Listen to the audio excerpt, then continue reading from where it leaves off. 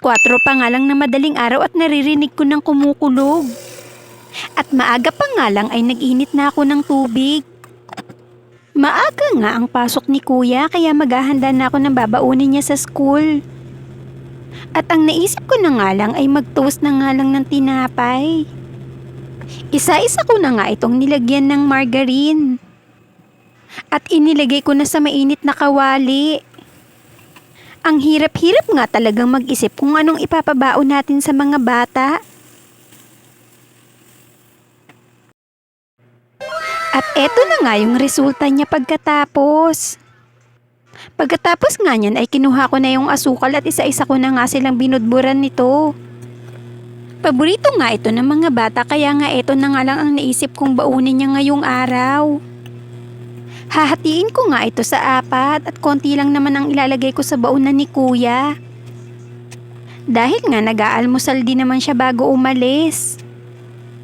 Kadalasan nga ay hindi niya nauubos yung mga pinapabaon ko sa kanya.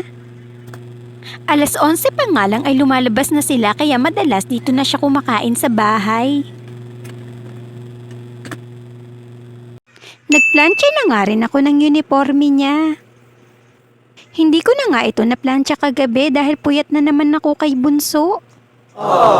Nung napatulog ko nga si Bunso ay hindi na nga ako natulog. Inantay ko na nga lang mag-4 at nagluto na nga ako. Dahil nga 3:00 na naman natulog ang batang makulit na yan. Oh, no! At sa mga oras na nga ito ay umuulan na sa labas. Hinanda ko na nga yung kapote ni kuya at ipasusuot ko na nga ito sa kanya.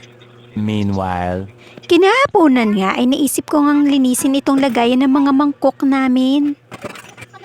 Dahil nga medyo na-stuck na nga itong mga mangkok dito at hindi na nagagamit. At balak ko nga ring linisin yung ilalim ng pinagpapatungan nito.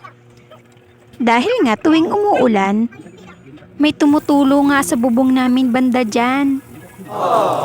At mahirap nga talaga pag maraming butas na ang bubungan.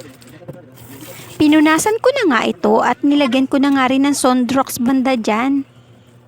Nilalagay ko nga sa sprayer yung Sonrox para mas madali siyang gamitin. At bago ko nga ito ibabalik sa lagayan ay huhugasan ko nga muna siya uli.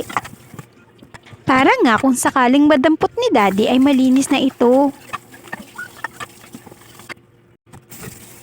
At sinimulan ko na ngang linisin yung lagayan ng mga mangkok. At buti na nga lang ay hindi nga ito gaanong madumi.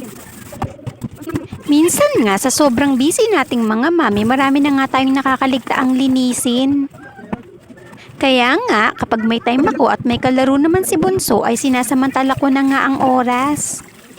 At hindi nga pala talaga madaling magpa-breastfeed dahil nga madalas nga ay pagod ang katawan ko.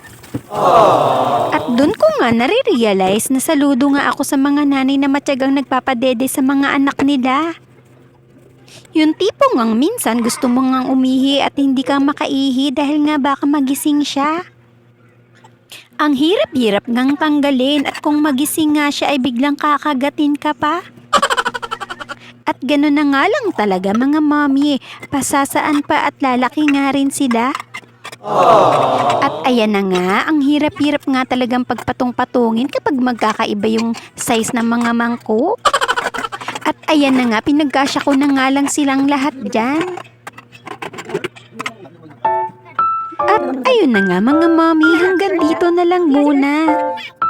Ako'y magpapaalam na muna. Hanggang sa muli nating pagkikita. Maraming salamat.